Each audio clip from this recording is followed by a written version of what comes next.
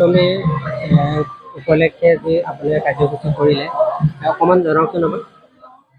আমি পুৱাৰ পৰা দুৰ্গোৎসৱ সমিতিৰ মণ্ডপত আমি সমবেত হ'ল সকলো ৰাইজ আৰু পুৱাৰ ভাগত আমি সপ্তমী পূজা আৰম্ভ কৰিলে আৰু তাৰ অন্তত আমি সকলো চাকি বন্তি দি পূজা অৰ্চনা কামখিনি সমাপ্ত কৰাৰ পিছত লগতে আমি জুবিন গাৰ্গৰ শ্ৰদ্ধাঞ্জলি ভাগো আমি ৰাখিছোঁ আৰু সেই অনুষ্ঠান ভাগতো আমি সকলোৱে সহায় সহযোগিতাৰে শ্ৰদ্ধাঞ্জলি প্ৰদান কৰিছে।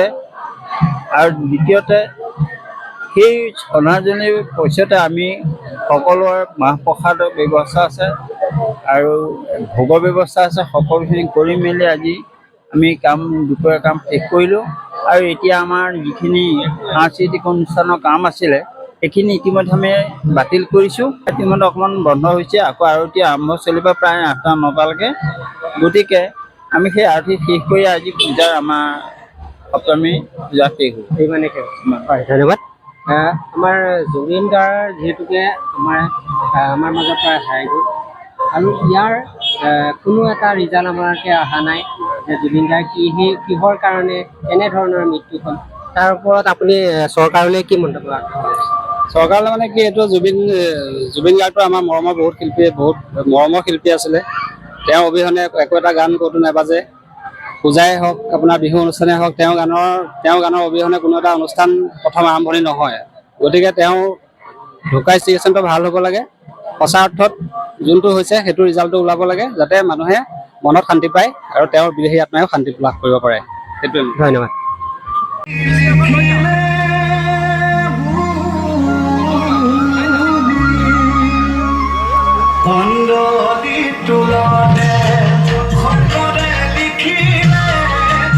মাজতে আমি আজি কৈৰণী আঞ্চলিক সাৰ্বজনীন উদযাপন সমিতি কৈৰণী বামুণগাঁও এই পূজা মণ্ডপলৈ আহিছোঁ।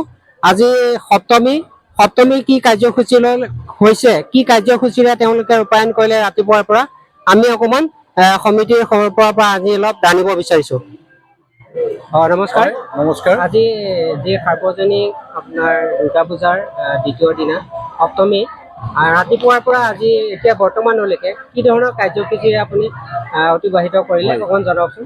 ঠিকে আছে। আমাৰ এয়া আপোনাৰ 2003 চনতে আমাৰ এই দুৰ্গা উৎসৱ প্ৰতিষ্ঠা হৈছিলে ইয়াত কৈৰণী বামুণগাঁৱত কৈৰণী আঞ্চলিক ভিত্তিত আমি এই দুৰ্গা উৎসৱ উদযাপন কৰিছিলোঁ।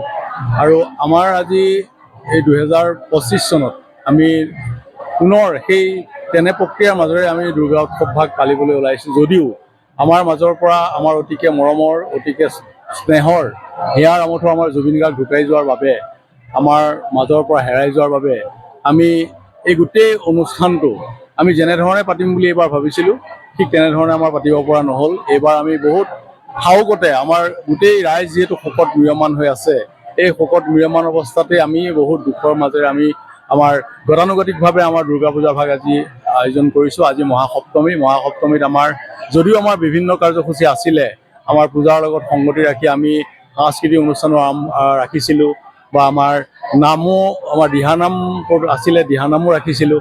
কিন্তু জুবিন গাৰ্গৰ অকাল মৃত্যুত আমি গোটেই সাংস্কৃতিক যিখিনি আমাৰ কাৰ্যসূচী আছে, গোটেই কাৰ্যসূচীখিনি আমি ইতিমধ্যে বাতিল কৰিছোঁ আমাৰ সমিতিয়ে।